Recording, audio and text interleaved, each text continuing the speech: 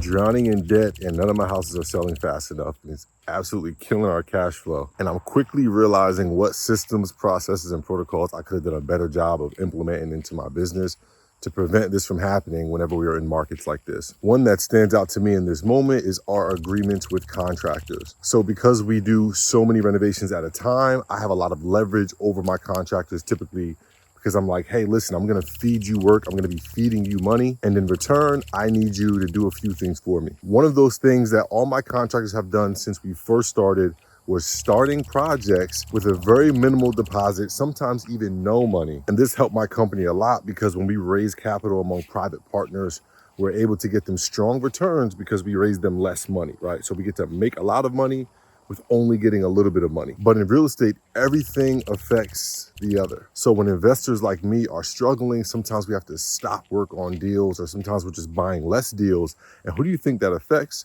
The contractors. So even though I'm still providing work to contractors, maybe some of their other clients aren't, or they're getting less work in general, so they're making less money. And if they're making less money, then what do they likely need more of from me? That's right, more money. So I'm in agreement with a few contractors now where I said, hey, listen, take these deals, get them started for no money and help me out while I'm struggling for cash. And now all of a sudden they're switching up agreements and saying, absolutely not, we need X amount of money as a deposit. And I'm saying, well, that last house you didn't sell, so I don't have the money, I'm sorry. And lo and behold, guess who's getting the short end of the stick and unable to move properties at the speed that I typically like to? This guy. Now, this could have been easily avoided if I would have set lower expectations for my partners and simply raised more money from them to be able to get the projects done in any climate because we had the reserves to do so. But instead, I tried to grow too fast. I tried to create deals for my partners that were extremely profitable, and it came back around to bite me in the butt. So now I have to go back to partners and say, hey, we need more money.